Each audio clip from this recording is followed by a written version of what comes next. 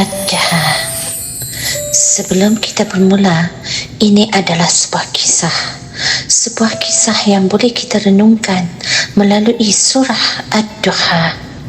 Sebuah surah yang diturunkan pada saat sunyi ketika hati bertanya-tanya, adakah dirinya telah dilupakan?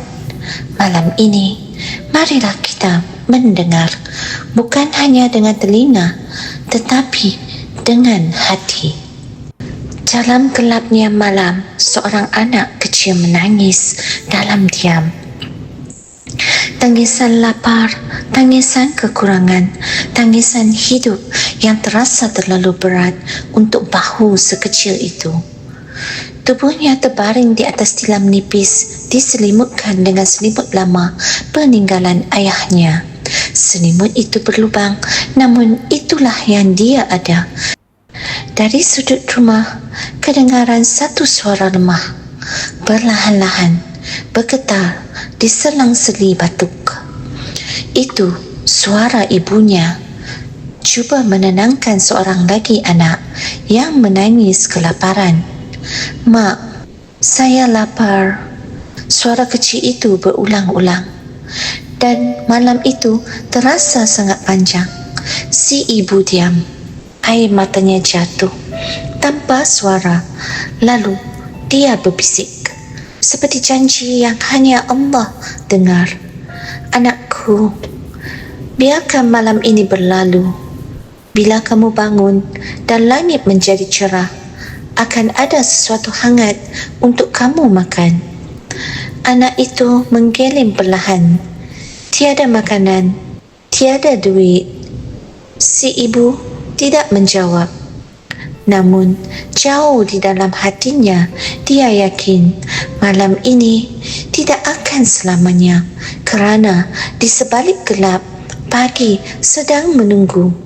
Wadduha, demi waktu duha, walaili iza saja, dan demi malam apabila ia sunyi sepi.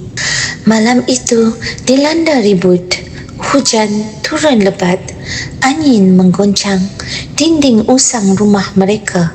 Namun pagi tetap tiba, tenang, lembut, pasti. Si ibu bangun awal, sementara anak-anak masih lena. Dia memandang keluar mencari sesuatu apa sahaja untuk dimasak. Namun tiada. Matanya mencari lagi dan lagi sehingga harapan mula goyah. Dia berbisik, "Ya Allah, bantulah kami." Tiba-tiba satu bunyi kuat. Sebuah motosikal tergelincir di tepi jalan. Seorang lelaki terbaring cedera, nyawanya lemah. Si ibu terdiam. "Ya Allah, ini ujianmu? Kami pun serba kekurangan dan kini ada yang lebih memerlukan." Namun, belas kasihan mendahului ketakutan.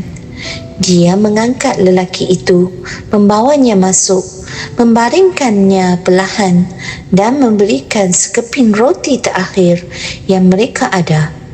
Suara kecil tertanya, "Mak, itu untuk saya?"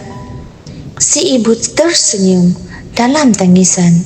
"Tidak sayang, dia sudah sehari tidak makan."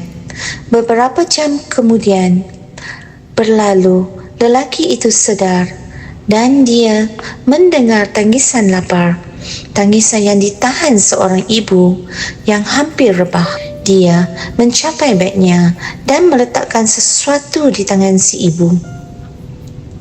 "Emas, cukup untuk mengubah segalanya, cukup untuk menamatkan malam."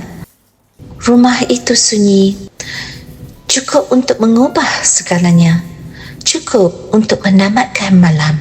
Malam itu, rumah itu sunyi, dan dalam kesunyian itu, satu kebenaran terasa jelas. Allah tidak pernah meninggalkan.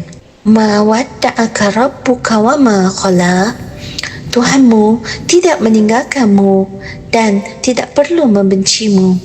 Inilah Ad-Duha, peringatan bahawa malam terpanjang bukan tanda ditinggalkan, bahawa lapar tidak dilupakan, bahawa diam bukan ketiadaan, kerana di sebalik malam cahaya sudah pun tertulis. Walal akhiratu khairul laka minal ula, dan yang akan datang lebih baik daripada yang telah berlalu. Dan kadang-kadang bila pagi akhirnya tiba, ia membawa lebih daripada yang kita sangka. Walasawfa yu'tika rabbuka fatarda, dan Tuhanmu akan memberi kepadamu hingga engkau reda. Ya Allah, bila malam terasa panjang, ingatkan kami bahawa cahayamu sedang mendekat. Bila diam terasa berat, tenangkan hati kami dengan janjimu, dan jadikan setiap gelap yang kami lalui jalan menuju pagimu. Amin. Whisper by Nuri.